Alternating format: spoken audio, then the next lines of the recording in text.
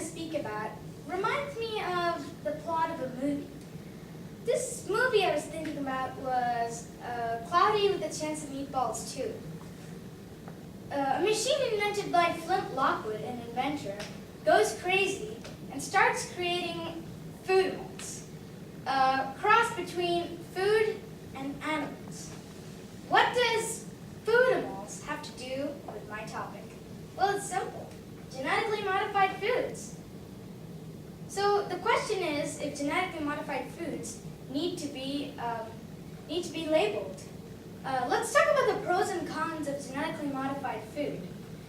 GM foods solve hunger problems and contributes to using less pesticides. And genetically modified foods give more nutrients to fruits, as the missing nutrients are given by the other breeded fruit. It also produces new foreign fruits and also gives us more produce. Some of the cons are that there could be some allergic reactions that might happen, and sometimes abnormal shapes or pimples might occur too. And a huge amount of herbicides are also used for the GM foods. So with the reference of these pros and cons, I think that genetically modified foods shall be labeled. And I am not alone in this opinion. According to Huffington Post Green, 9 out of 10 people say that they want GMO labeling. Only 9% don't want genetically modified foods to be labeled.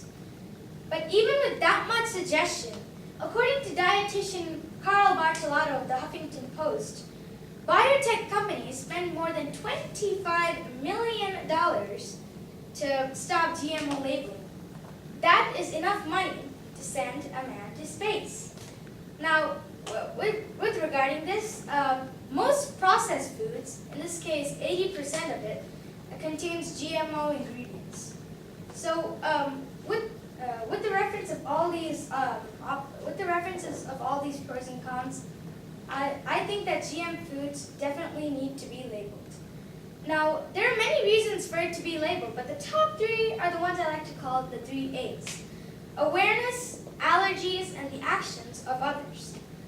Now, about the awareness, we have a right to know what is in our food, and we also need to know if it's going to help others or if its disadvantages.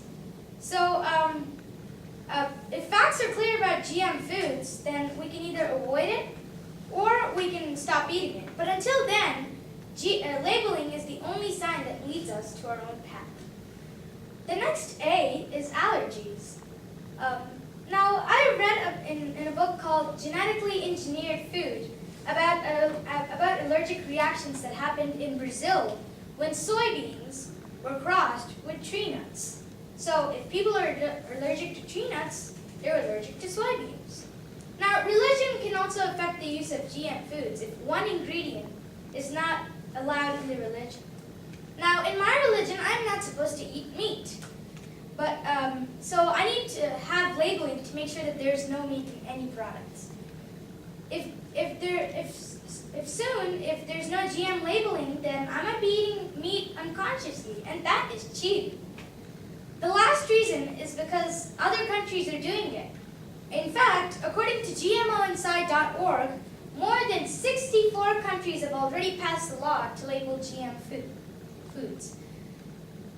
All the superpower countries have already labeled GM foods, except the United States and Canada.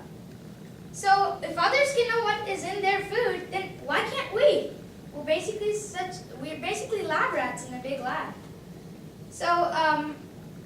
So concluding all the reasons, I restate that genetically modified foods should be labeled, and we should definitely do it to make sure that there's no weird food in your life. Well, until then, thank you and good day.